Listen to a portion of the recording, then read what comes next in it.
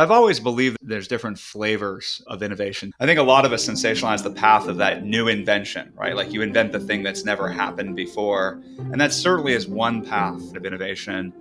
Another type of innovation, though, is interdisciplinary. It's bringing insights and perspectives and frameworks from different fields and applying them somewhere new and using that to drive new insights and capabilities. What is going to spark emotion in the user? What are we trying to spark? What emotions are we elevating? What are we depressing? Finding a way for those conversations to combine to actually create a product and service that people don't just use, but they actually engage with and love is a very difficult problem. But I think the most important problems have those human elements, and so you can't just avoid them. But I think it's a great field for people who love people, but also love hard problems. In today's interview, I chat with Adam Nash. He was a former CEO at Wealthfront and is currently the co-founder and CEO of Daffy, a fintech company dedicated to making charitable giving more accessible and impactful. Here's a quick preview of the episode. We discussed the multidisciplinary approach to a full stack career, being involved as an engineer, designer, and product manager at companies like Apple, LinkedIn, Dropbox, eBay, and spent 4 years as CEO of Wealthfront. We talk about the importance of combining engineering, design, and business insights, and how he spent his career getting a diverse skill set across all the disciplines so that he could come up with more impactful solutions. And then we also get tactical in designing to promote a desired behavior. We actually discuss why certain things they're doing at Daffy is encouraging more generosity. It's really fun to talk shop with a CEO with excellent design taste. All right, let's roll the interview. Adam, welcome to the show. Great to be here. So before we get started, can you just briefly introduce yourself to the listener, let them know who you are, what you've done, and we'll get started from there. Sure, happy to. I'm not sure my background is so unusual for Silicon Valley, but like a lot of folks, I started my career as an engineer. Came out of school with a couple of degrees in computer science focused on human-computer interaction. I eventually also got an MBA, so both the technology and the business background. Spent most of my early career as an engineer and then moved into product. I thought I was interviewing at a company called Next, but it turns out Apple acquired them in the middle. I was there when Steve came back, and I worked on, at the time, what was called Rhapsody, which eventually became Mac OS X and all the operating systems that we use today. But wasn't settled at a big company. I actually jumped to a startup in the late 90s called Preview that went public. After business school, I was in venture capital for a little while, and then spent my career, and the way that most people know me is through product, right? So I was a product at eBay, which is one of the Web 1.0 giants, did a lot of new features and products there. It's where I got into search. A lot of people follow my writing from when I was the head of product at LinkedIn, which I was through the IPO in 2011. I then went to Greylock Partners for a little while as an EIR, discovered a new category called fintech, and joined Wealthfront and was a CEO there for 4 years in the early days. Did a quick tour at Dropbox, helping them post-IPO with growth and revenue, et cetera. And then in 2020, founded Daffy, which for the last 4 years has been my passion. How do we build a platform dedicated to giving and helping people be more generous more often? That's a very comprehensive career. Stops, I think at LinkedIn was starting the design team as well. So engineering, human-computer interaction, for the listener, that is actually the discipline behind most of the design work being done in software. So you've done the whole like three-legged stool. How do you feel like that's impacted your career and your ability to like place bets, make better decisions? And then how's it led to your current thesis at Daffy? Yeah, I'm glad you brought it up. I do think we talk a lot about innovation in technology in Silicon Valley with startups, et cetera. But I've always believed there's different flavors of innovation, different paths. I think a lot of us sensationalize the path of that new invention, right? Like you invent the thing that's never happened before. And that certainly is one path of innovation. Another type of innovation, though, is interdisciplinary. It's bringing insights and perspectives and frameworks from different fields and applying them somewhere new and using that to drive new insights and capabilities. And I think a lot of my career, just because of my background and interests, have been so varied, I've tended to gravitate towards bringing innovation or frameworks from one area to another. And so you mentioned design. For me, It's always been fascinating how differently a designer can look at a problem than a talented engineer. And of course, you add a business or a financial background into it or strategic framework, you might even get another way of looking at things. And so what you call the three-legged stool to me has always been, I think, why I ended up going down the path I did with both the products and areas. You might notice from my career, I've tended to always be on the frontier of where technology is taking things that used to be expensive and hard to get offline and then moving them online and hopefully borrowing from the online environment the capabilities and scale that come from being able to connect things through computers. And so that has been a lot of my career, right? eBay Web 1.0 was very much about bringing a lot of services online that had previously been in desktop software or offline altogether. Web 2.0, we brought people into the mix. We brought relationships. We brought reputation. With fintech, of course, we started bringing money and finance and that part of people's lives on board. And of course, with Daffy, I'm trying to do the same thing with giving, which I think is more related to our other financial tasks than we give it credit. But I've always been fascinated by these different areas. When I got to LinkedIn, LinkedIn was already several years old. There were a couple designers at LinkedIn, there were a few web developers. But when I met with Reid Hoffman, one of the things we talked about was if this product's going to get to scale, that design viewpoint, you're going to want a horizontal team at the company that really pulls it all end to end together. I'd seen the Web 1.0 products kind of became a library of pages and not really a product, not really an experience. And so I said, you needed to seed a team whose overarching responsibility was really that end to end experience. And it wasn't just working on one page or one feature at a time. And so that was actually a very exciting thing. I'm very proud of the team that we built and that continues to exist at LinkedIn under the current leadership. That has affected my thinking. That background, those different insights, I think helps me both with frameworks and also with people. Never forget that building software, building products, just like anything else, all comes down to the people who are building it. And I do think that as a leader, it's been advantageous, at least to me, to having been seated in those roles, right? I've been the responsible designer on a project. I have been the person who had to make the business case for a project. I've been the engineer who had to figure out how to architect and build and operate the product. And so I do think that is somewhat helpful in terms of seeing all the different edges and ways of looking at a problem, as well as the solution that you're building for customers. One of my biggest frustrations working in this industry is, and I feel like most podcasts, when they say product, they mean product management is shorthand. That frustrates me a lot. It was more about like the overall department. There's a lot of job families that go into a product org, not just like product manager. You don't seem to be limited to the job family. I think you care more about the idea and the execution of the solution. And you were able to switch between the most impactful job family that was needed for the business. Like for any like listeners that are early on in their careers, I mean, it happened to me. I'm a designer that is currently in product management.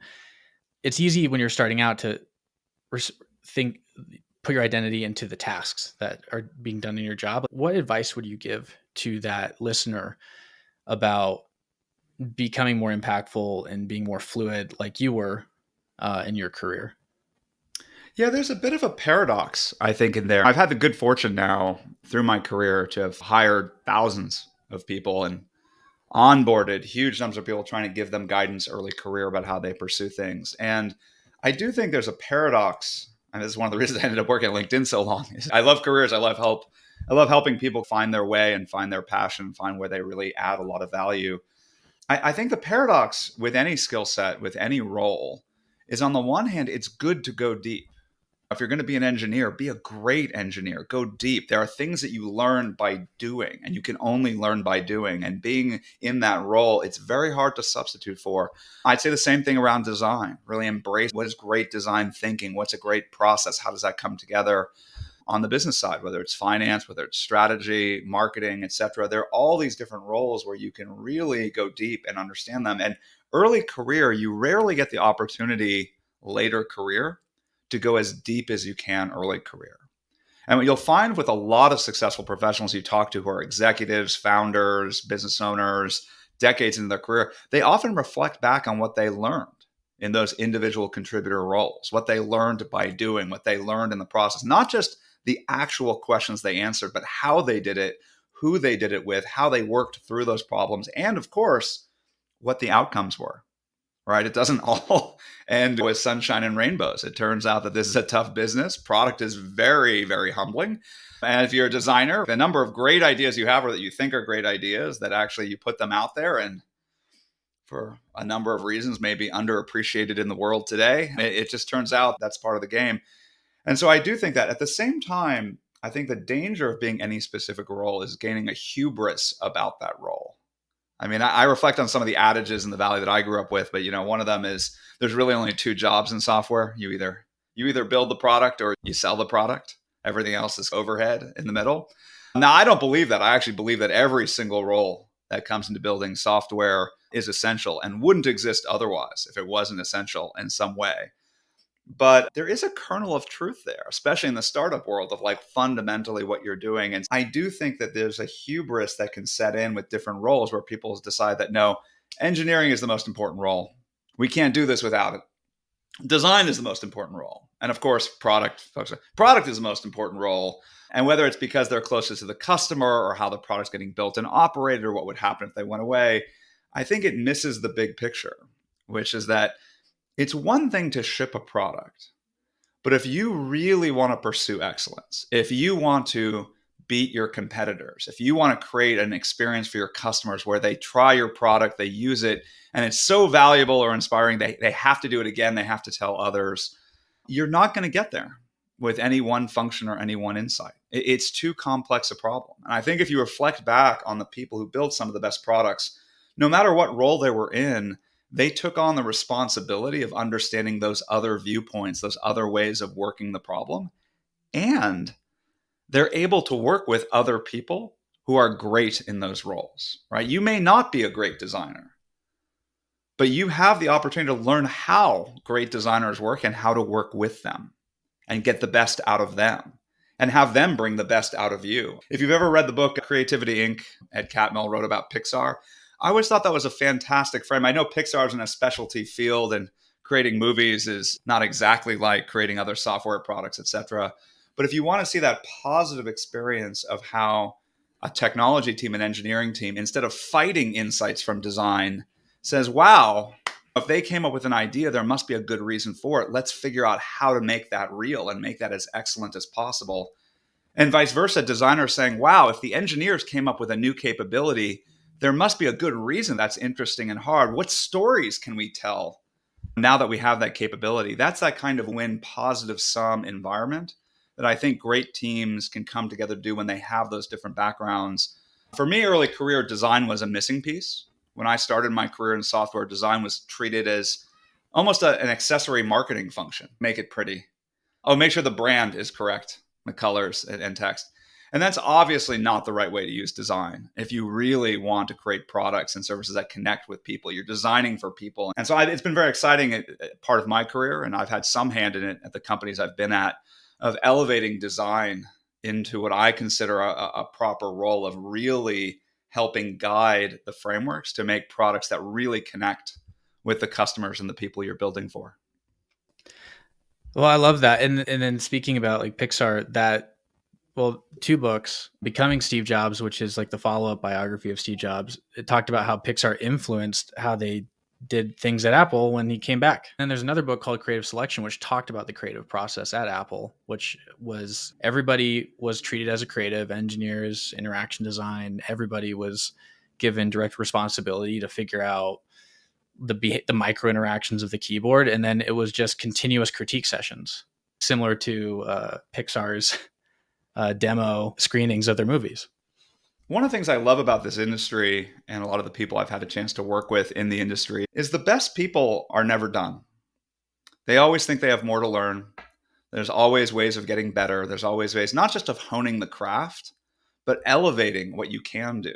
And that's natural with technology. I mean, one of the great reasons you work in software, you work with technology, is that every few years, just the pace of innovation means that a very smart person just like you coming in today might come up with a different answer than you would have come up with 5 years ago, just because the capabilities change in the environment and the market changes, the consumers change, the attitudes change.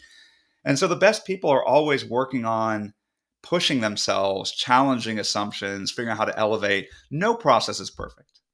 No product you shipped is perfect. Reid Hoffman used to say that if you're not embarrassed of your 1.0, then you ship too late type of thing. And you're always pushing yourself, but at the same time, always learning. And so I do think that that environment, Apple, Pixar, etc., you see a lot of those behaviors of people never being satisfied. I like to think in my career, every single product I've worked on, every feature, environment, I'm proud of what we've done and how we did it, but it never feels like we're done. It always feels like there's more to do. And it always feels we can do it better next time. And I love that energy in Silicon Valley. Like every startup is at some fundamental level, not just a product or service, but a group of people believing that, hey, this time we can do it better. We know a little bit more about how to work together. We know a little bit more. We have better tools now. We can work faster. We can get to higher quality. We can do more for our customer, but it's always about continuous improvement. I do think that software is at its best when all the people on the team embrace that. You're in trouble the minute you start having designers complain about all the throwaway work or all the designs. That's part of the creative journey, right? Engineers complain about code that won't be useful. That's okay. That's part of the journey, right? The workshop is filled with experiments and items that didn't quite make it, whose purpose was to get you to the right place, even if it was the wrong door. I actually get inspiration from a lot of creative fields. There's expressions in Hollywood, creative writing a little bit. You have to go down all the bad ideas to get the good ones. There's some truth to that. And so I do think that software teams are at their best when they combine those elements, that tension between the technical world, where you can define a problem and say, hey, this is the criteria. Here's what we're trying to solve. Here are the different ways we could solve it. Which is the best path for us? Versus design, which has a little bit more of actually when you design for everyone, you design for no one. Where's the opinionated nature of this? What is going to spark emotion in the user? What are we trying to spark? What emotions are we elevating? What are we depressing? Finding a way for those conversations to combine to actually create a product and service that people don't just use, but they actually engage with and love is a very difficult problem. But I think the most important problems have those human elements. And so you can't just avoid them. But I think it's a great field for people who love people, but also love hard problems. Yeah, and expect when you join it that you're going to have to be filling the creative gap, and usually between great work and you is a lot of like shitty work in the process, and you just have to do the work. That's fantastic. So like when I look at like your latest venture, Daffy, when we first started working on booking this interview, I saw like, how is this different from any other like fundraising platform? And as I was going through the product and then I compared it to your career, I'm seeing repurposed, edited out things on the cutting room floor, making it into the product. There's like the social element there. So basically how Daffy works to the listener is you could deposit money into it's an investing account. It is an investment account. The way that I explain the donor advice, I mean, Daffy, by the way, there is some liability of having an engineering founder on marketing. So Daffy does stand for the Donor Advised Fund for You. The Donor Advised Fund is a product like a 401k is for retirement, or a 529 plan is to help you save for college. There's all these tax advantaged accounts out there. A donor advised fund is an account for charity. Most people haven't heard of it. If you have a high-end accountant, you have a family office, you have a financial advisor, they've told you about it. Because it turns out there's amazing advantages to putting money aside for charity, tax-free. And to your point, it is invested, right? It's invested tax-free, it grows. And then anytime you want to give to charity, you can just go in, pick the charity, pick the amount, and send the money on its way. It turns out with money, with finance, automating these things gets you to your goal more reliably and faster. And one of the big insights behind Daffy was that most people I talked to, when I was going out doing my initial kind of customer development, user research, talking to people around the country about their giving, what I noticed uniformly is that everyone has a different philosophy on giving. When in what time in their life, how much they should give, there isn't a lot of commonality. The biggest commonality I found talking to people is that most people do believe they should give something. They believe that life isn't meant to be 100% selfish, that this idea that some of what you produce, some of what you make could be used to help others is fairly universal based on the people I talk to. But how you do it also turned out to be very frustrating for people. Most people are busy with their lives. They have work, they have social life, they have family, they have 100 things demanding their time. And they never really have time to sit around and think about what good could I do with my money, with the resources I've built. And so what ends up happening is they give when people ask them, right? So a friend says, hey, I'm running a marathon. It's for a good cause. Or A kid is raising money for their group, or there's an event in the world that happens, a tragedy, and you want to support those people and help them. But when you talk to people, they end up feeling very empty about it. Like you ask them how much they think they should give to charity every year. Most people have an idea of what that is. When you ask them, did they hit their goal?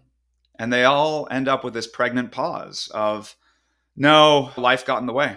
It got busy. And I said, this is something we can help with a product. This is just like other financial tasks, right? There's all sorts of financial goals that we have trouble hitting because life is busy and we're humans and we're emotional. And it turns out the right answer in most cases is just to automate them, to make one good decision up front about how you want to live your life, and then set up a system to automate that good decision. And of course, software is fantastic for this, right? There actually is an app for that. And I saw this. I was on the board of a company called Acorns for about 6 years. I'm involved with a lot of startups as an angel investor. But Acorns really now has millions of people who pay a little bit of money because Acorns helps them get their financial life in order, right? It helps them put aside a few dollars a week, a month to make sure that they get on that path to saving. And I said, wow, if we can do this with saving and investing, why can't we do this with giving? Why can't people just make a decision of how much they want to put aside every year for charity? And then we can automate the rest, put it in this great tax-free account, grow it for them, and help them put them in an environment where they can be inspired by others to give based on the causes that they care about, the organizations they support. And that's really where Daffy came from, the app and the service. And it is very much technical, right? We wouldn't be able to build this product if we hadn't had a decade or more of innovation in fintech. All these companies out there that make it easy to link accounts and move money around and invest, et cetera. We're just using it. Instead of using it for an investment account, we're using it for charity. We're using it for giving. But also it's a design inspiration. It goes with the consumer market. Our trust in software has changed. Our willingness to use apps and services to help us with our life is not where it was even 10 or 20 years ago. When fintech was new, very few people were willing to trust an app with their money. Money is a trust business. People would much rather go with the bank that's been around for 100 years, or at least they used to. Now the willingness of people to engage with a new service, if it solves a real problem for them, is in a very different place. I look at Daffy and I think it's the right time to build an app and a service like this, especially after the pandemic. A lot of people are thinking about their impact. They think about how they connect to other people. The world does feel like a smaller place in a number of ways, both good and bad. I think that the financial environment, et cetera, more and more people are realizing that there are all these incredible products and services that the wealthy have had access to that really everyone should have access to, right? It's not just billionaires who give to charity. There's 60 million households in the US who give to charity every year. 60 million. Almost all of them just do it one-off, right? They don't do it the way the wealthy do. And I feel like software does have a natural democratizing element to it, right? Software is one of those products where if you build it once, you really can put it in everyone's hands, or at least that's potential exists. And that's what we're trying to do with Daffy, is bring that kind of giving platform to everyone. One of the things I like the most as I'm going through the features is the account where you can auto deposit money before you give it. And so I love that behavioral quirk of, okay, if they give us the money now, they've already mentally given the money. And I think that's the problem with a lot of like charitable platforms is they're asking you to take it out of your current bank account, your current budget. I mean, this is how I got into personal finance in some ways, or at least the overlap between personal finance and design thinking, right? Even my personal blog, I call it psychohistory because I always loved Asimov and sci-fi. And the idea that there was this futuristic science, which was that basic idea that humans are unpredictable, but in the aggregate, fairly predictable. I just love that paradox, that kind of contradiction. And it's true, you learn it in design. What do we have to deal with, right? Technology is very rational. Ones and zeros, feeds and speeds. It can do what it can do. The only issue is that the technology is only valuable if humans can use it. And humans are not ones and zeros. They are not fully rational, right? They have feelings about these things. And so if you're a great designer in technology, and that's where my degrees were in, you have to spend a lot of time thinking about how do humans interact with technology? What are they afraid of? Right? How do you instill stability into something that feels unstable? How do you establish permanence in an environment that feels impermanent? There's all these things you have to do when you do software design. It's funny, but there's an overlap with behavioral finance as well. Money is very rational, dollars and cents, right? The math adds up. Like it's either a good return or a bad return. You have all these MBAs, all these accountants who can show you the numbers on how to make the money work. But in the end, what's the money for? It gets back to people. And people have feelings about money. They have feelings about what they're doing with it, how they earned it, how they spend it, et cetera. And so it turns out you have to embrace that irrationality to do financial products. And so that's why actually I think fintech turned out to be a natural place for me. And it applies to giving. Giving is not just a rational thing. Like from a design perspective, I love what you just discussed because I always say that giving involves not one, but two hard problems for most people. One is how much can I afford to give? And two, who do I give the money to? And the worst thing about the transactional system that we currently have is that you get hit with both of those problems. And I think, and the whole Daffy team believes, that if we can simplify that problem, it will open up even more generosity in giving. How much giving doesn't happen because people can't figure out how much they can afford to give. How much giving doesn't happen because they have trouble with the decision of who to give it to. And so a lot of the Daffy product, a lot of the reason I think that everyone should have an account put aside for charity is to separate those problems. So you can say, okay, I can afford to give this much, whatever that number is, right? It doesn't have to be a lot. I mean, Daffy, you can do as little as $10 a week. But the idea of how much can I afford to give? And you have this account. And then anytime you're inspired to give, you can take out your phone and see that you have the money to give and just give it. We think unlocks a lot of generosity. And actually, we see that in the data. It turns out there actually is academic research that says the same thing. So this is not just us saying this, but I think we might be the first product turn that insight into something that's in everyone's hand, that's in everyone's pocket on their phone. As you were mentioning earlier, once you build a platform like that, that raw capability, think of LinkedIn, right? We didn't set out with LinkedIn to build a job site, right? We didn't set out to say, oh, what are all the steps that people have when they apply for a job or when someone's hiring for a job? And let's build those. A lot of companies did that. Web 1.0 did that. Monster.com was a huge company, $1 billion unicorn, whole thing. LinkedIn came at it from a different way. It came at it from a more fundamental way and said, listen, we live in a world where people need to have control of their relationships, of their reputation. These are the most important things for their careers.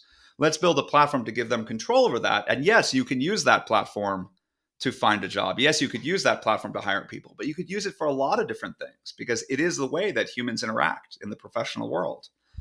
We're doing a similar thing with Daffy, right? With giving. Like probably the most disruptive thing about Daffy is not the business model, which I'm very proud of being very disruptive, or the new technology. It's the fact that Daffy is more focused on people. And this idea for many of us, giving is a part of our lives. We do care about the causes and organizations we support. If our kids go to a school, we care about that school. If we go to a religious institution, we care about that institution, that church or that synagogue.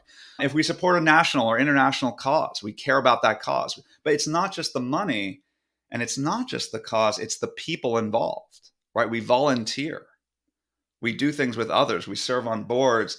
And so we're trying to build out a platform where people can express that side of themselves and actually have those conversations and connect with other people.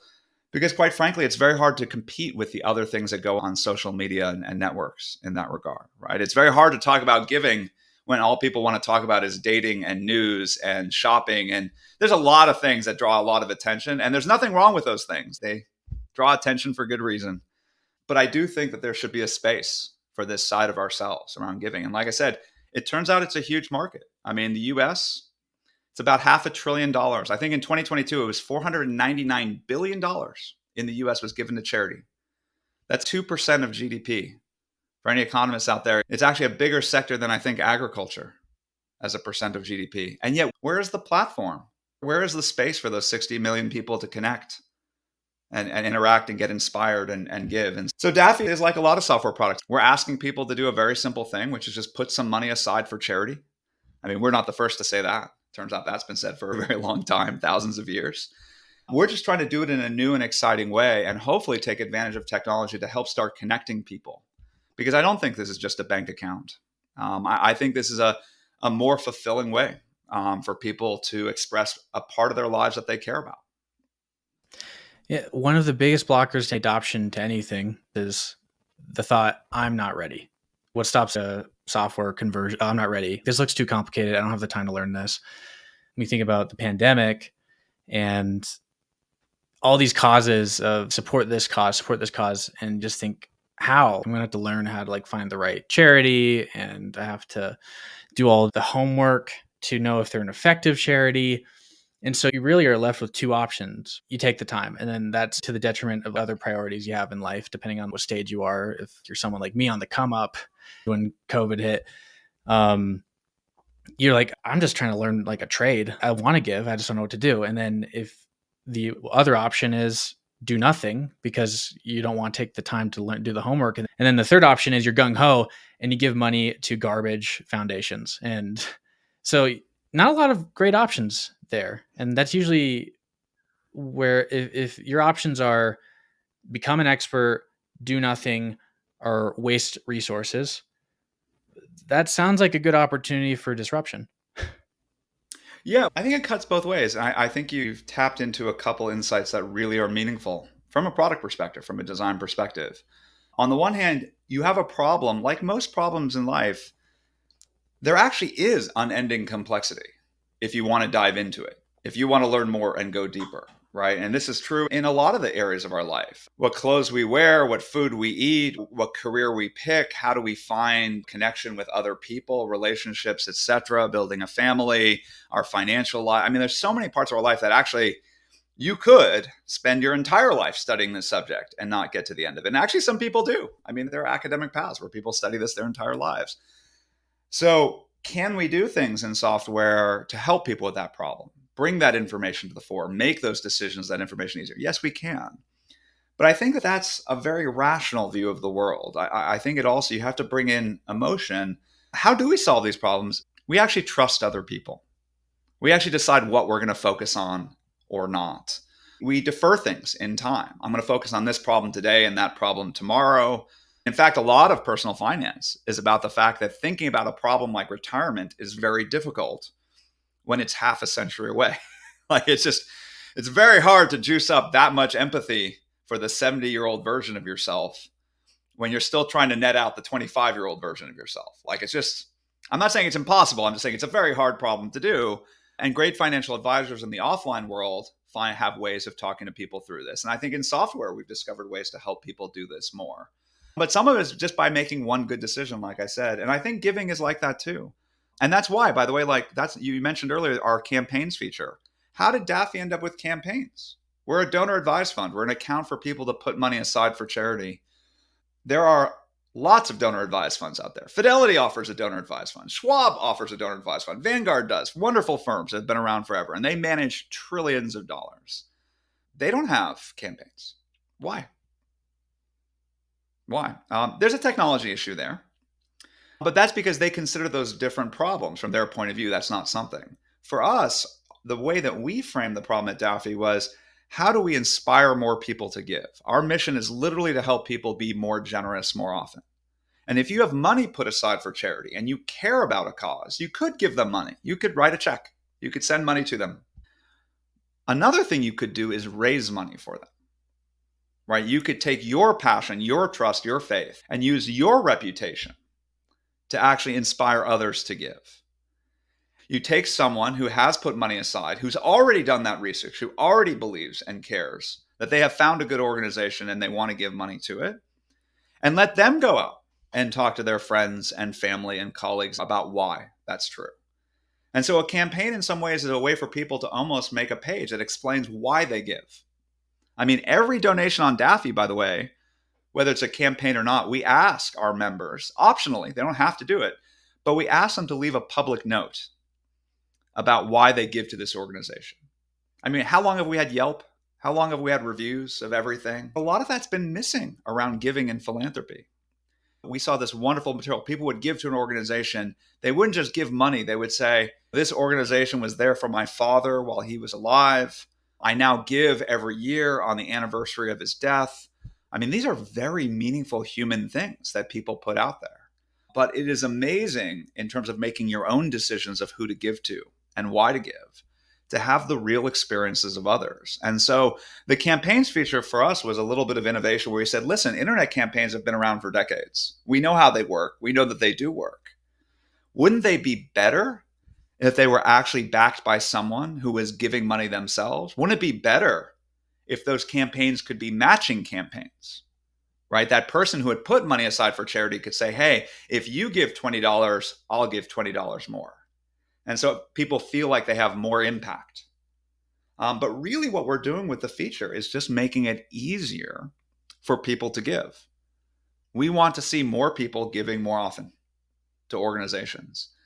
And we just happen to have the point of view that's not only solved with research, that's not only solved with you putting off some task into the future where you're going to research the cause, research all the organizations, how the dollars spent, et cetera. What we're basically saying is that you can distribute some of that responsibility by actually, on the one hand, when your friends and colleagues ask you to give, having a platform to do that and hear more of their story. But vice versa, inspiring our members that when you care about something, why don't you tell people why? Maybe you can do more than just the dollar. Maybe you don't have $1,000 to give, but maybe you only have $20. But maybe by putting a campaign out there and spending some time telling people why you think this organization is worth giving to, you'll actually impact that organization more than with the dollars you could give yourself. And so that's what we did with Daffy campaigns. It's been very popular, very exciting. It's been amazing to see how people use the feature. There's an Ogilvy VP, Roy Sutherland, that just talked about how why do most things fail? It's because we create rational solutions to emotional problems. If you're making a service for a human, it's almost always emotional. Why do like most companies fail? It's because they apply a rational solution to an emotional problem. So software can technically do everything, to your point, but that's not enough. You have to take it further. And so doing the irrational thing is actually the logical thing. So for giving, it's with the campaigns feature, it's almost like you're tapping into almost like an influencer marketing aspect of giving. It's also tapping into that problem of I don't want to do the research. I just want to find a personal brand that I trust. I trust that person. So if they believe that this is a good charity, I'm going to go this way. And like Vanguard, Fidelity, they're looking at it from a rational perspective. It's no, like our job is to just be stewards of an account. Yeah, I think they're financial services businesses. And fundamentally, the way they set up their business model is they charge a percentage of assets. So their goal is to get as many dollars as possible onto their platform. And I think they're good people. I think they do it because they do want people to give. But in the end, their business model rewards parking a lot of assets. It's one of the reasons we set up Daffy differently, right? Like we think of it as a membership, right? We're a nonprofit ourselves, people join. And a lot of nonprofits, we charge a membership fee based on their usage. Most of our members pay $3 a month, very inexpensive. But we really see our role there is to help inspire people to give. And as you mentioned, the only quibble I would have with applying a rational solution to an emotional problem is I don't know. If you've met rational humans, please let me know. I know there's 8 billion on the planet. I've not met them all. But I think that all problems, especially with software, especially with money, have an emotional element to it. I wrote this post more than a decade ago. It went a little viral about finding the heat. I was in all these meetings, mainly marketing meetings, talking about the brand and the brand attributes, et cetera. And I got a little frustrated because it was all discussion about positive attributes. And I said, we're only looking at half the problem. The world isn't just filled with positive feelings. I know, by the way, like Pixar just launched Inside Out 2, which is a fun movie, and I have kids. I have 4 kids. So see all these things. But we have a lot of emotions to deal with. There are positive emotions, a lot of emotions around finance and money. The positive ones are around hope. A lot of it's security. This idea of having a certain life, being able to do certain things for yourself, for your loved ones, control, etc. But there's also a lot of negative emotions, fear, anxiety, messing things up, being embarrassed, ruining something. The anxiety I have alone, still, I don't know how it is. I am almost 50 years old. My anxiety in a hotel room of accidentally moving one of those items in the bar and being charged for it is not rational, but is somehow very deep seated. We have this anxieties around money, this fear. And I think that great design teams talk about those things. Like I said, the reason campaigns, I think, has been popular for people is because in the end, they do want to feel like they're having impact, right? Our members who are running campaigns, we had one member tell us that they don't want to do donations anymore. They only want to do campaigns. Why would they want to give money when instead of just giving money, they can inspire others to give as well? Or vice versa. We've had members who love the campaigns because instead of just picking a charity out of a database or doing research or looking at their rating online, they're actually hearing a personal story, ideally from someone they know or that they trust. But actually, just hearing personal stories can get people over the hump of saying, if this person is that inspired by that, makes me feel good about what I'm doing. And is that a perfect process or a rational process? No, it's not fully perfect or rational. Is it a meaningful experience for people? Is it an experience that they want to do again? Yes. One of the most popular forms of campaign that we're seeing, I don't think works normally in the donation world that much, which is memorial campaigns. We had one member do a campaign. Their parent passed away more than a decade ago. And on the anniversary of their death, they had been a teacher. They wanted to raise money in their honor to help students. Their parent had dedicated their lives to helping students. They wanted to raise money to help other students, etc. That kind of story is not going to come out of a corporate kind of process, etc. These are personal stories that people are telling. And so is it the only way to pick ways to give? No. But I'm very proud of the Daffy team for rolling it out. Like I said, Daffy is this great product. You can put money aside. We see campaigns as just another way to give. And what we see is parents raising money for their kids' school to fund a sports team or an arts program or something like that. We see memorial campaigns for those who have passed. We see campaigns based on events or holidays, great campaigns, whether it's for causes people believe in, like the climate, or it could be Pride Month or whatever people want to raise for. What we're excited about, though, is building that platform of giving people the ability to express themselves this way. And we like to think that we've made it better in software than what the tools you had available to you before Daffy existed. Wow. 2 questions, Adam. Is there any loose threads to this conversation that you want to tie off? And then how can people get a hold of you? Listen, I think we did a nice arc there talking about Daffy and campaigns and the way the product comes together. I would encourage people to try it.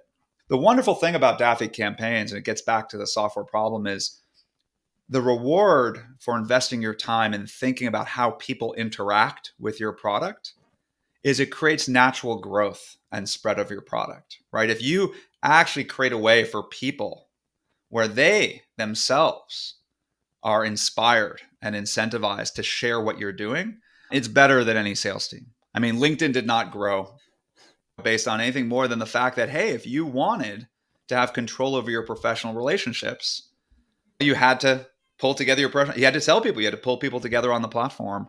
We see a lot of those same advantages at Daffy around giving. And so I would encourage everyone listening, if you haven't done this already, if you give to charity, I'm not going to convince you. If you don't give to charity, I'm not going to be the person who convinces you on day one. But if you give to charity, a religious institution, your kid's school, your alma mater cause, instead of just doing it one off, be intentional about it. Open up a Daffy account, put aside $10 a week, $25 a month, whatever you want, but put some money aside so that when you're inspired to give, you have it. And then if you want to go a step beyond, I would say if there's a cause that you believe in, if there's an organization you support, think about the fact that instead of giving them money, you could actually do a campaign. You could match the first $100, $500, $1,000 of donations. And we try to make that very easy to do. So usually I like to end on that note a little bit. I don't want it to sound too moralistic, but it really does feel good to realize that some of the benefit of your skill, of your work, of your life could benefit others. I would encourage everyone to just take that moment, that one good decision to be intentional. Go to Daffy. We can provide a link to your listeners. We can even give you $25 for free to give to the charity of your choice. Get started down that path. I think for most of our members, what we've discovered is that it's a little bit more than a smart financial move. It makes them feel good about what they're doing with their money. And for our families, and people use the product with kids, our family plan, it makes them feel good about how they're teaching the next generation. Adam, this has been a really fantastic conversation. Thank you so much for taking the time. Thank you so much for coming on the show. And I wish you all success in making this platform more ubiquitous. Well, Caden, thanks for having me. It's been a great conversation.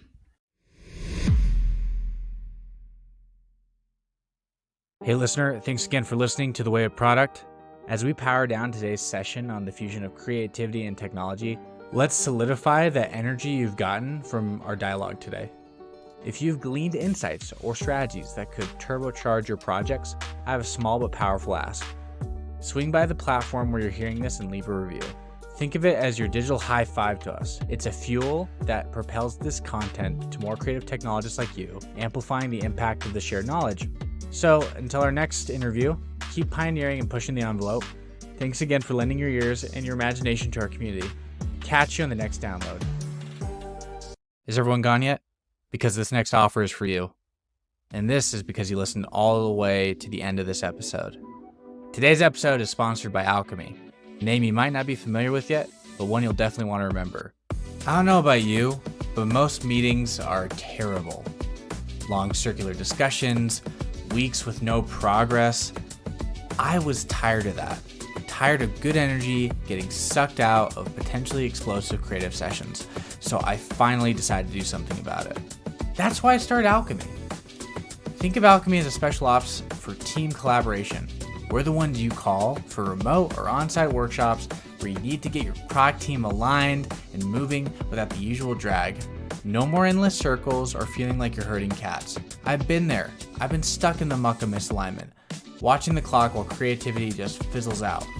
That's not how breakthroughs happen. Alchemy workshops are built differently. Think of it as a turbo boost for your team's productivity. So here's what you do. Visit wayofproduct.com/workshops and let's start turning those meeting groans into high fives. All right. Thanks for listening to the full episode. And remember, with Alchemy, it's not just a meeting, it's a turning point. Talk to you soon.